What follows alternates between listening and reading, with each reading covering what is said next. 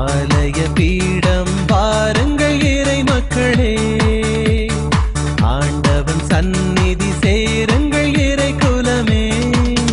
மனத்தாங்கல்களோடு அல்ல, மனமாற்றங்களோடு செல்ல. மனத்தாங்கல்களோடு அல்ல, மனமாற்றங்களோடு செல்ல.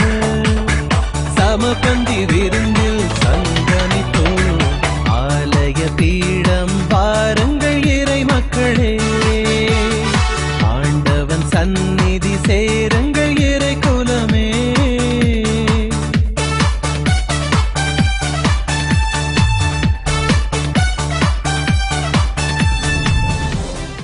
தந்தை மகன் தூயாவியாரின் பெயராலே ஆமென். நம் ஆண்டவராய் இயேசு கிறிஸ்துவின் அருளும் கடவுளின் அன்பும் தூயாவியாரின் நட்புறவும் உங்கள் அனைவரோடும் இருப்பதாக. உம் ஆன்மாவோடும் இருப்பாராக. இயேசுவில் பிரியமான அன்பு சகோதர சகோதரிகளே, உங்கள் அனைவரையும் உங்கள் உள்ளத்தோடு இந்த திருப்பலியிலே பக்தியோடு பங்கு பெற அன்போடு அழைக்கின்றோம். இந்த வேளையிலே ஆண்டவரின் சீடர்கள் விடுதலை அடைந்த பின்பு அளித்த சாட்சியையும், யூத குல தலைவரின் ஒருவன் ஆண்டவரை பற்றி அறிவித்த சாட்சியும், தூய ஆவியாரின் வல்லமை பற்றி எடுத்துரைப்பதையும் நாம் இன்று பார்க்கிறோம். இந்த வேளையிலே நாமும் ஆண்டவர் மீது நம்பிக்கை வைத்து ஆண்டவரோடு நாமும் பயணிப்போம். அதற்கு தடையாக இருக்கும் நாம் செய்த குறைகள் குற்றங்கள், குறிப்பாக செய்ய தவறிய நன்மைகளுக்காக ஆண்டவரிடம் மன்னிப்பு வேண்டி இந்த திருப்பலியிலே ஜெபிப்போம்.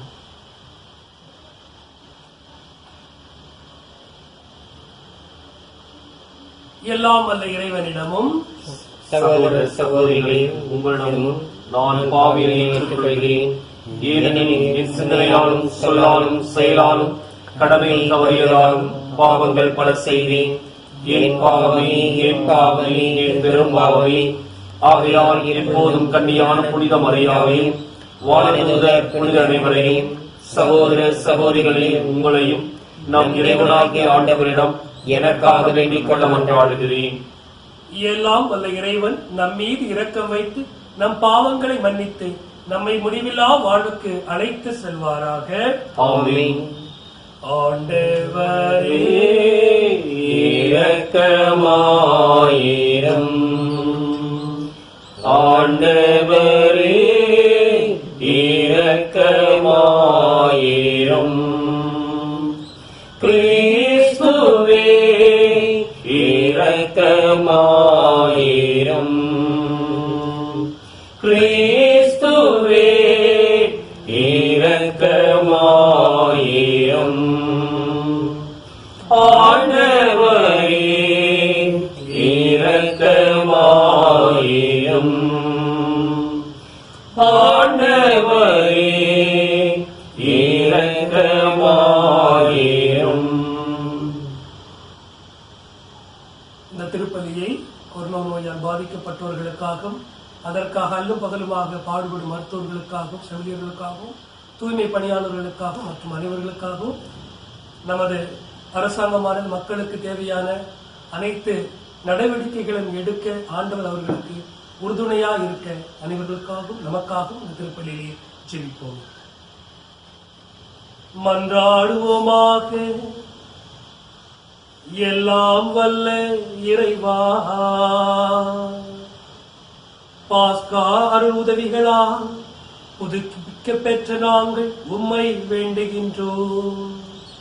அதனால் எங்கள் மன்னக பெற்றோரின் சாயலை நாங்கள் கடந்து சென்று விண்ணக தந்தையின் உருவில் வளருவோமாக. உம்மோடு தூயாவியில் இறைவனாம் என்றென்று வாழ்ந்து ஆட்சி செய்கின்ற எங்கள் ஆண்டவரும் உம் திருமகனாகிய இயேசு கிறிஸ்து வழியாக உம்மை மன்றாடுகிறோம். ஆமென்.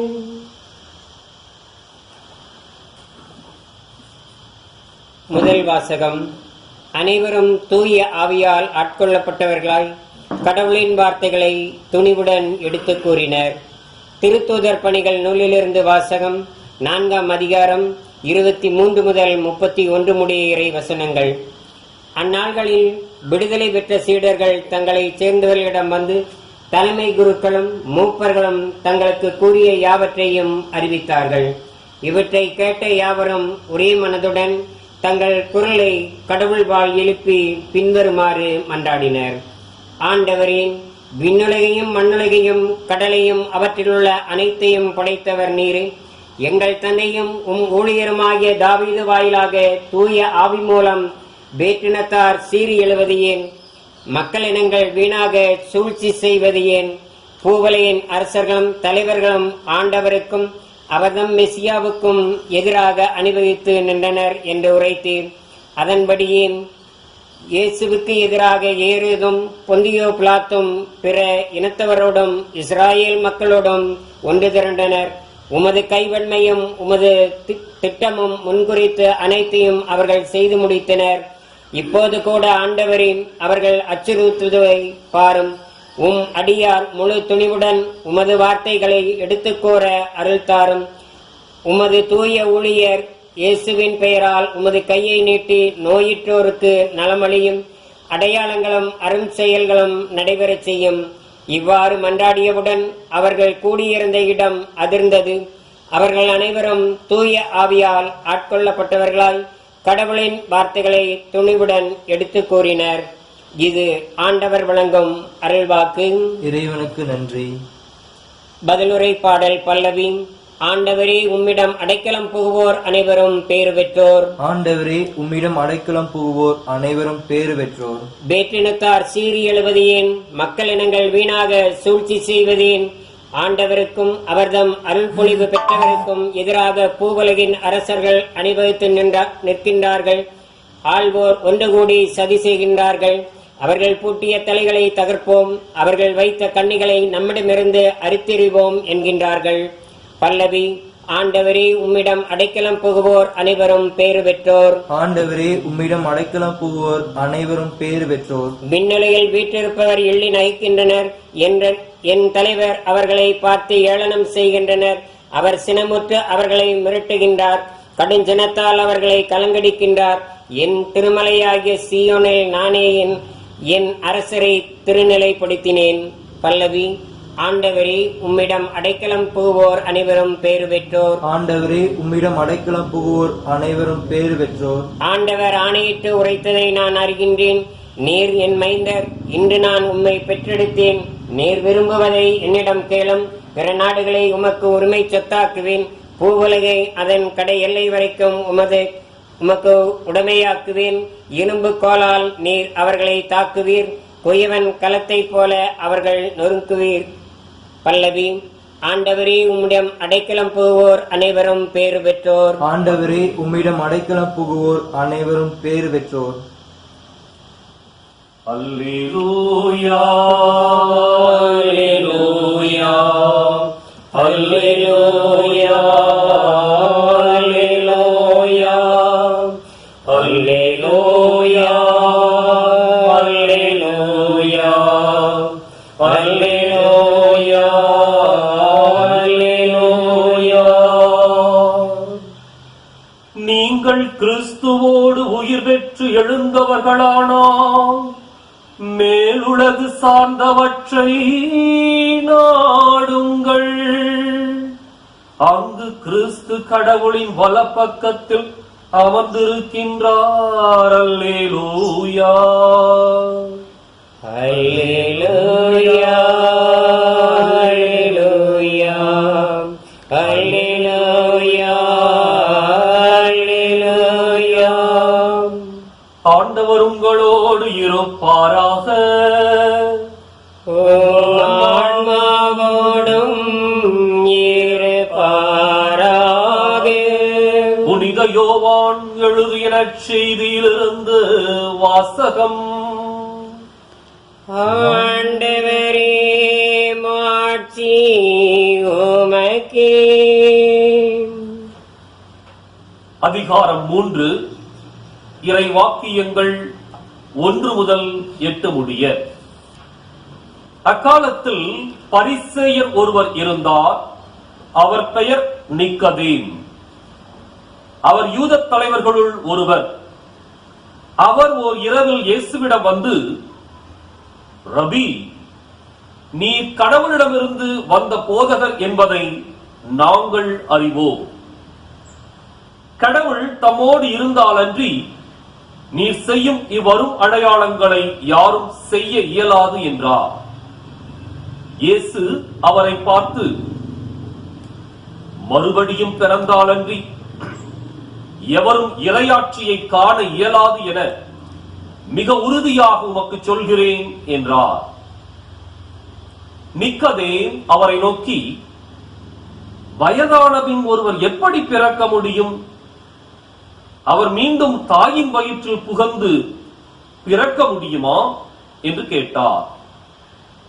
இயேசு அவரை பார்த்து, ஒருவர் தண்ணீராலும் தூய ஆவியாலும் பிறந்தாலன்றி இறையாட்சிக்கு உட்பட இயலாது என்று மிக உறுதியாக உமக்கு சொல்கிறேன். மனிதரால் பிறப்பவர் மனித இயல்பை உடையவர், தூய ஆவியால் பிறப்பவர் தூய ஆவியின் இயல்பை உடையவர். நீங்கள் மறுபடியும் பிறக்க வேண்டும் என்று நான் உமக்கு கூறியது பற்றி நீர் வியப்படைய வேண்டாம். காற்று விரும்பிய திசையில் வீசுகிறது, அதன் ஓசை உமக்கு கேட்கிறது, ஆனால் அது எங்கிருந்து வருகிறது என்றும் எங்கு செல்கிறது என்றும் உமக்கு தெரியாது. தூய ஆவியால் பிறந்த அனைவருக்கும் இது பொருந்தும் என்றார். ஆண்டவரின் அருள்வாக்கு. கிறிஸ்துவே உமக்கே புகழ்.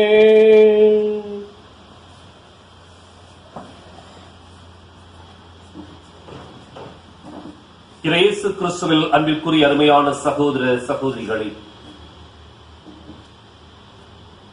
இன்றைக்கு அழகான அர்த்தமுள்ள ஆழமான ஒரு விளக்கம் இயேசுவால் கொடுக்கப்படுகிறது.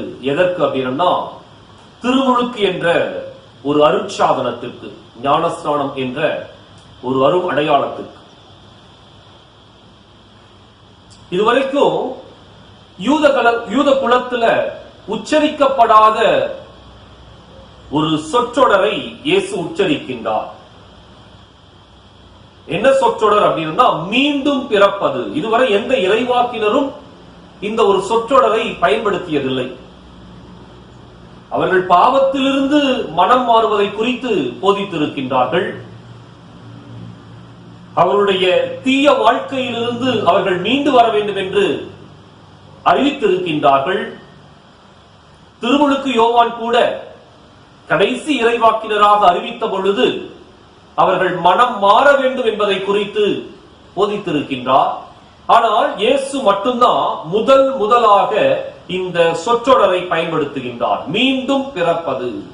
மீண்டும் பிறப்பது. மீண்டும் பிறப்பது அப்படிங்கிறது நிச்சயமாக அந்த மக்களுக்கு ஒரு புரியாத புதிராக இருந்தது. எனவேதான் நிக்கோதேம் கேட்கின்றார், எப்படி ஒருவன் மீண்டும் பிறக்க முடியும்? வயதான ஒருத்தர் மீண்டும் தாயினுடைய வயிற்றில் புகுந்து பிறப்பது அப்படிங்கிறது கடினமான ஒரு செயலாயிற்று என்று. ஆனால் இயேசுவினுடைய இந்த மீண்டும் பிறப்பது அப்படிங்கிறதா இன்றைக்கு நாம் பெற்றுக் கொண்டிருக்கின்ற திருமுழுக்கு. இன்று நாம் பெற்றுக் கொண்டிருக்கின்ற ஞானஸ்நானம் என்ற அருமடையாளம். மீண்டும் நாம் புதிதாக பிறக்கின்றோம். உடல் அளவில் அல்ல. உடல் அளவில் பிறக்கின்ற பிறப்பு ஒரு முறைதான். அது தாயின் வயிற்றிலிருந்து நாம் பிறக்கின்ற அந்த ஒரு பிறப்பு. ஆனால் உள்ளத்தளவிலே நாம் மீண்டும் பிறக்க வேண்டும் என்பதை இயேசு இன்னொரு உதாரணத்தின் வழியாக சொல்லுகின்றார். என்ன அப்படின்னா, நீரினாலும் ஆவியினாலும் பிறப்பது. நீரினால் மீண்டும் அந்த குழந்தை கழுவப்படுகின்ற பொழுது, அந்த மனிதன் சுத்தப்படுத்தப்படுகின்ற பொழுது அவன் புது பிறப்பாக ஆவிக்குள்ளாக பிறக்கின்றான். அதான் இயேசு இன்னும் அழுத்தமாக சொல்லுகின்றார். இந்த இடத்துல அவருடைய லட்சியம் என்ன அப்படின்னா இறையாட்சி. இந்த இறையாட்சிக்குரிய மனிதர்கள் புதிதாக பிறக்க வேண்டும். இறையாட்சி என்ற லட்சியத்திற்குள்ளாக வர விரும்புகின்றவர்கள் இந்த ஒரு புது பிறப்பை அவர்கள் துவங்க வேண்டும். இதான் இயேசுவுடைய அழுத்தமான ஒரு கொள்கை, அழுத்தமான ஒரு எண்ணம். அப்போ ஒவ்வொரு குழந்தையும் திருமுழுக்கின் பொழுது உடல் அளவில் அல்ல, மாறாக உள்ளத்தளவிலே புதிதாக பிறந்து இறையாட்சிக்கு உரிய மனிதர்களாக அவர்கள் உருமாற்றம் பெறுகின்றார்கள். தண்ணீர் ஒரு அடையாளம். திருமுழுக்கின் பொழுது நம் மேல் ஊற்றப்படுகின்ற தண்ணீர் ஒரு அடையாளம். எப்படி தண்ணீர் ஒரு மனிதனை சுத்தப்படுத்தி அவனுக்குள் ஒரு புத்துணர்ச்சியை கொடுக்கின்றதோ அதே போல அந்த அடையாளத்தின் வழியாக ஆவியானவர் நம்முடைய உள்ளத்தை கழுவி தூய்மைப்படுத்தி நாம் புதிதாக பிறக்க வேண்டும் என்பதை வெளிப்படுத்துகின்றது. அதனாலதான் இயேசு சொல்றாரு, ஒருவன் ஆவியினாலும் நீரினாலும் பிறந்தால் அன்றி அவன் இறையாட்சிக்குள் நுழைய முடியாது. இன்றைக்கு இயேசு ஒரு லட்சியவாதி, இறையாட்சி என்ற ஒரு இனிய ஆட்சியினுடைய லட்சியவாதி. இன்றைக்கு நாம் பிறந்திருக்கின்றோம், திருமுழுக்கின் வழியாக பிறந்திருக்கின்றோம். ஆனா எப்பொழுது நம்முடைய பிறப்பு உண்மையான உறுதியான பிறப்பாக மாறுது அப்படின்னா, எங்கே நம்முடைய உள்ளத்து அளவிலே ஒரு மாற்றத்தை, ஒரு எழுச்சியை, ஒரு புத்துணர்வை நாம் சந்திக்கின்றோமோ அப்பொழுதுதான். இல்லாட்டினா நம்முடைய வாழ்க்கை அதே பழைய வாழ்க்கை தான், நம்முடைய பயணமும் அதே பழைய பயணம்தான். மாற வேண்டும் என்றால் உள்ளத்திற்குள் இருக்கின்ற எண்ணங்கள் மாற வேண்டும், சிந்தனைகள் புது பிறப்பெடுக்க வேண்டும், நம்முடைய லட்சியங்கள் நியாயமான லட்சியங்களாக, நம்முடைய கொள்கைகள் அழுத்தமான கொள்கைகளாக மாறுகின்ற பொழுது மட்டும்தான் இந்த புது பிறப்பே அர்த்தமுள்ள ஒரு புது பிறப்பாக மாறும். இயேசு கல்லறை என்ற கருவறையை ஒரு புது பிறப்பினுடைய அடையாளமாக உருமாற்றிக் கொண்டார். அன்னை மரியாளுடைய கருவறை எப்படி இந்த உலகிற்கு ஒரு நற்செய்தியை கொண்டு வந்து அந்த நற்செய்தி மனித குலத்திற்கு கொடுக்கப்பட்டதோ அதே போல இயேசு கல்லறை என்ற ஒரு கருவறையை உருமாற்றி மீண்டும் ஒரு புது பிறப்பிற்கான ஒரு வழித்தடமாக அமைத்தார். இன்றைக்கு நம்முடைய வாழ்க்கையில நாமும் புதிய பிறப்பிற்கு நம்முடைய எண்ணங்கள், சிந்தனைகள், கொள்கைகள், லட்சியங்கள் இயேசுவை நோக்கி அமைகின்ற பொழுது நாமும் புது பிறப்படைகின்றோம் என்பது அர்த்தம். அதற்காக இந்த திருப்பலியில நம்பிக்கையோடு தொடர்ந்து நாம் செபிப்போம். படைப்பு எல்லாம் உனக்கே சொந்தம், நானும் உந்தன் கைவண்ணம். குயில்கள் பாடும், கிளிகள் பேசும், என் வாழ்வு இசைக்கும் உன்றாகமே. குயில்கள் பாடும், கிளிகள் பேசும், என் வாழ்வு இசைக்கும் உன்றாகமே.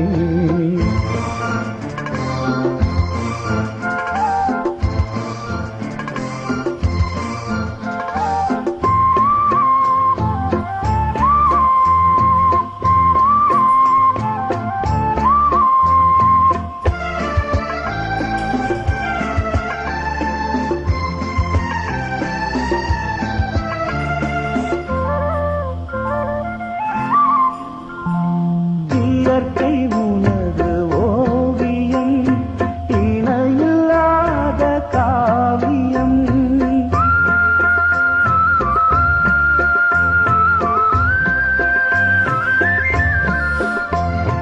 இயற்கை உனது.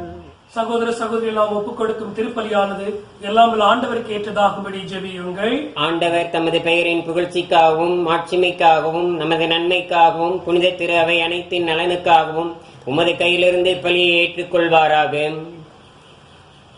ஆண்டவரே, அக்களிப்புறும் திரு அவையின் காணிக்கைகளை ஏற்றுள்ள உம்மை வேண்டுகிறோம். இப்பெரு மகிழ்ச்சிக்குரிய காரணத்தை நீர் அறிந்திருந்ததால் அதன் பயனாகிய முடிவில்லா பேரின்பத்தை எங்களுக்கு அருள்வீராக. எங்கள் ஆண்டவராம் கிறிஸ்து வழியாக உம்மை மன்றாடுகிறோம். ஆண்டவர் உங்களோடு இருப்பாராக. ஆன்மாவோடும் இருப்பாராக. இதயங்களை மேலே எழுப்ப ஆண்டவரிடம் எழுப்பியுள்ளோம். நம் இறைவனாகிய ஆண்டவருக்கு நன்றி கூறுவோம். அதுவே தகுதியும் நீதியும் ஆனது. ஆண்டவரே, எக்காலத்திலும் உம்மை புகழ்ந்துரைப்பதும் எல்லாவற்றுக்கும் மேலாக எங்கள் பாஸ்காவாகிய கிறிஸ்து பலியான இச்சிறப்பான காலத்தில் உம்மை இன்னும் மிகுதியாய் வாழ்த்த பெறுவதும் மெய்யாகவே தகுதியும் நீதியுமாகும், எங்கள் கடமையும் மீட்புக்குரிய செயலுமாகும். கிறிஸ்து எங்களுக்காக இன்னும் தொடர்ந்து தம்மை கையளித்து உமது திருமுன் இடையராது பரிந்து பேசி எங்களை பாதுகாத்து வருகின்றார். பலியான அவர் இனிமேல் சாக மாட்டார், கொலை செய்யப்பட்டவர் என்றும் வாழ்கின்றார். ஆகவே பாஸ்கா மகிழ்ச்சி பொங்க அனைத்துலகின் மாந்த அனைவரும் அக்களிக்கின்றனர். அவ்வாறே ஆற்றல் மிக்கோரும் அதிகாரம் கொண்ட தூதர்களும் உமது மாட்சியை புகழ்ந்து பாடி முடிவின்றி சொல்வதாவது: தூயவர் தூயவர் தூயவர், வான்படைகளின் கடவுளாம் ஆண்டவர். விண்ணகமும் மண்ணகமும் உமது மாட்சியால் நிறைந்துள்ளன. உன்னதங்களிலே ஓசன்னாம். ஆண்டவர் பெயரால் வருகிறவர் ஆசி பெற்றவர். உன்னதங்களிலே ஓசன்னாம். தாயும் தந்தையுமான இறைவா, நீர் மெய்யாகவே தூயவர், தூய்மை அனைத்திற்கும் ஊற்று. ஆகவே உடைய தூய ஆவியை பொழிந்து இக்காணிக்கைகளை தூய்மைப்படுத்த வேண்டும் என்று உம்மை தாழ்மையுடன் மன்றாடுகிறோம். இவ்வாறு எங்கள் ஆண்டவர் இயேசு கிறிஸ்துவின் திரு உடலாகவும் திரு இரத்தமாகவும் இவை எங்களுக்கு மாறுவனவாக. அவர் பாடுபட உளம் கனிந்து தம்மை கையளித்த போது அப்பத்தை எடுத்து நன்றி செலுத்தி அதை பெற்று தம் சீடருக்கு அளித்து அவர் கூறியதாகும்: அனைவரும் இதிலிருந்து பெற்று உண்ணுங்கள், ஏனெனில் இது உங்களுக்காக கையளிக்கப்படும் என் உடல்.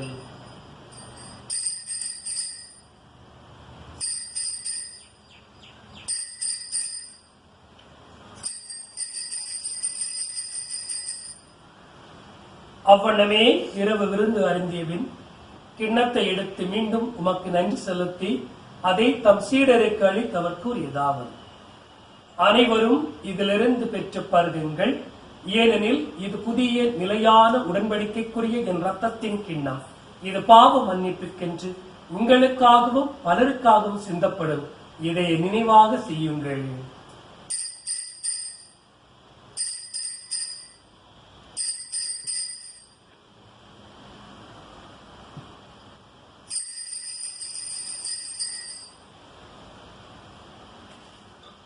நம்பிக்கையின் மறைபொருள்.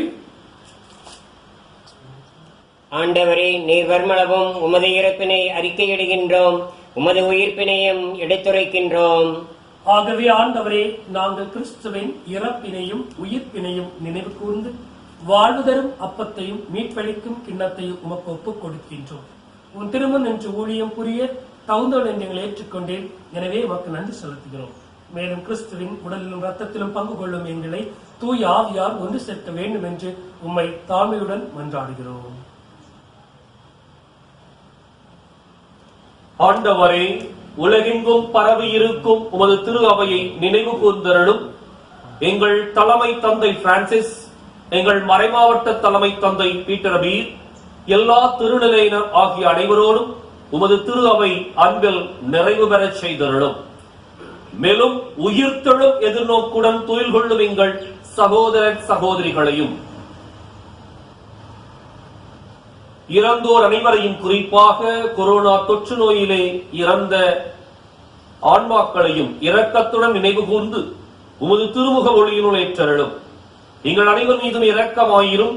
கடவுளின் கன்னித்தாயான புனித மரியா, அவருடைய கணவரான புனித யோசேப்பு, புனித திருத்தூதர்கள், இவ்வுலகில் உமக்கு உகந்தவராய் இருந்தோர் ஆகிய புனித அனைவருடனும் நாங்கள் நிலைவாழ்வில் பங்கு கொள்ளும் தகுதி பெற்று உம் திருமகன் இயேசு கிறிஸ்து வழியாக உம்மை புகழ்ந்தேத்தும் வரமருள உம்மை மன்றாடுகின்றோம்.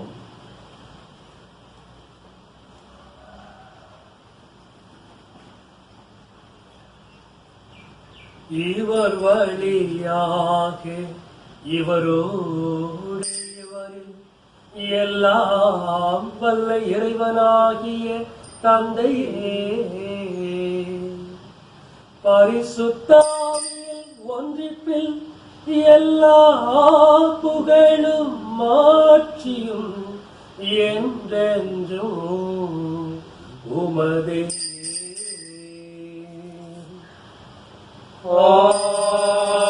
ஆமென். ஆமென்.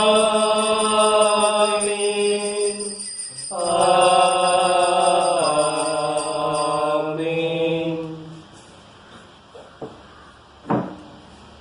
மீட்பரின் கட்டளையால் கற்பிக்க பெற்று இறை படிப்பினையால் தேர்ச்சி பெற்று நாம் துணிந்து சொல்வோம். விண்ணுலகில் இருக்கிற எங்கள் தந்தையே, உமது பெயர் தூயதென போற்ற பெறுக.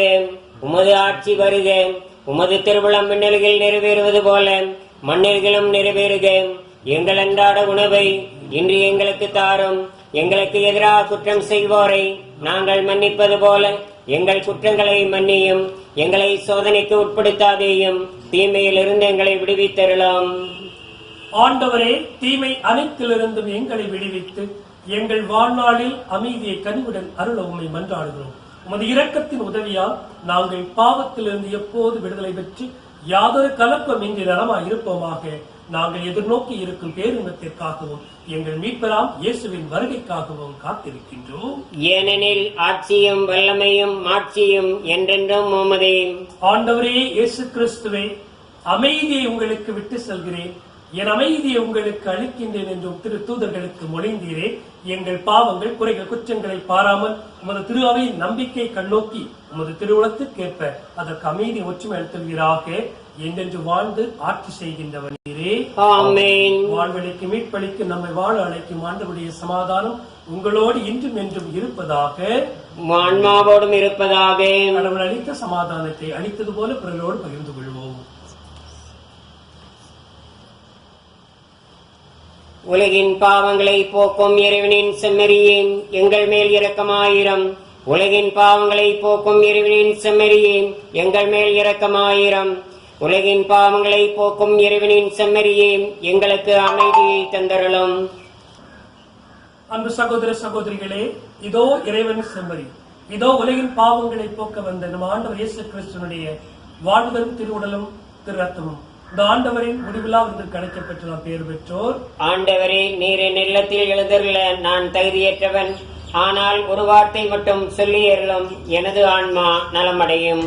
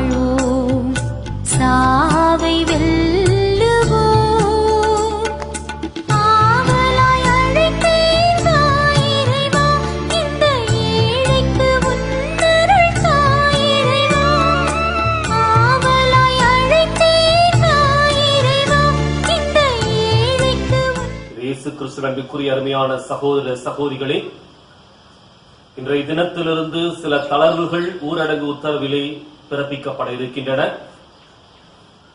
இந்த தளர்வுகளை நாம் கையாளுகின்ற விதத்துல சரியாக கையாளுவோம். ஏன்னா பல நேரங்களிலே உடனடியாக பல காரியங்களை செய்வதற்கு நாம் ஒன்று கூடுவோம். ஆனால் இந்த சூழ்நிலையில ஒன்றை மனதில் வைத்துக் கொள்ள வேண்டும். இன்னும் இந்த தொற்று நோய் முழுமையாக நம்முடைய நாட்டிலிருந்து வெளியேற்றப்படவில்லை. இன்னும் இந்த தொற்று நோய்க்கு உள்ளானவர்கள் இருக்கின்றார்கள். எனவே இந்த சூழல்ல நாம் அதை சரியாக புரிந்து கொண்டு சமூக பரவல் ஆகாமல் அதற்குரிய சமூக தனிமைப்படுத்துதல் காரியங்களை, பாதுகாப்பு முன்னெச்சரிக்கை நடவடிக்கைகளை நாம் கடைபிடிக்க வேண்டும். இந்த நாட்கள்ல ஒருவரை பாதுகாத்துக் கொள்வோம். யாரும் தயவு செய்து அலட்சியமாக இருக்க வேண்டாம். பல நேரங்கள்ல நமக்குள் இருக்கின்ற மனப்போக்கு எனக்கு என்ன ஆயிரப்போகுது, எனக்கு என்ன ஆயிரப்போகுது அப்படிங்கிறது நம்முடைய மனப்போக்கு. ஆனால் நம்மால் இன்னொருவருக்கு, நம்மை சுற்றி இருக்கின்ற சமூகத்திற்கு பாதிப்பை ஏற்படுத்திவிடக் கூடாது. எனவே இதை மனதில் கொண்டு நாம் கடைபிடிப்போம். அலட்சியமாக இருக்க வேண்டாம். அதே சமயத்தில் அச்சத்தோடு செயல்பட வேண்டும் என்ற அர்த்தம் இல்லை. மாறாக நம்முடைய உள்ளத்திற்குள் கடவுள் நம்மை பாதுகாத்து வழிநடத்துகின்றார் என்ற ஒரு நம்பிக்கையை வளர்த்துக் கொள்வோம். கொடுக்கப்படுகின்ற அந்த நடவடிக்கைகளுடைய தன்மையை நாம் புரிந்து கொண்டு அதை பின்பற்ற உங்கள் அனைவரையும் அன்போடு வேண்டுகின்றேன். இயேசு தம் சீடர்களின் நடுவில் நின்று உங்களுக்கு அமைதி உரித்தாகுக என்றார். நன்றி கூறி மன்றாடுவோமாக. ஆண்டவரே, நிலையான மறை நிகழ்வுகளால் நீர் புதுப்பித்த திருவுளமான உம்மக்களை கனிவுடன் கண்ணோக்கியருள உம்மை வேண்டுகின்றோம். அதனால் நாங்கள் மாட்சிக்குரிய உடலின் அழிவற்ற உயிர்த்தெழுதலுக்கு வந்து சேர அருள்வீராக. எங்கள் ஆண்டவராம் கிறிஸ்து வழியாக உம்மை மன்றாடுகிறோம். ஆண்டவர் உங்களோடு இருப்பாராக.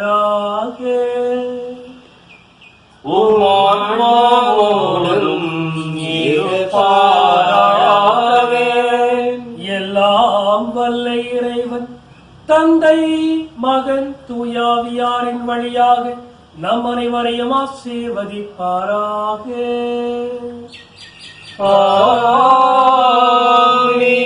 கிறிஸ்துவின் அன்பிலும் அருளிலும் சென்று வாழ்வோம். வாழ்வின் பலி தொடரட்டும். அல்லேலூயா, அல்லேலூயா.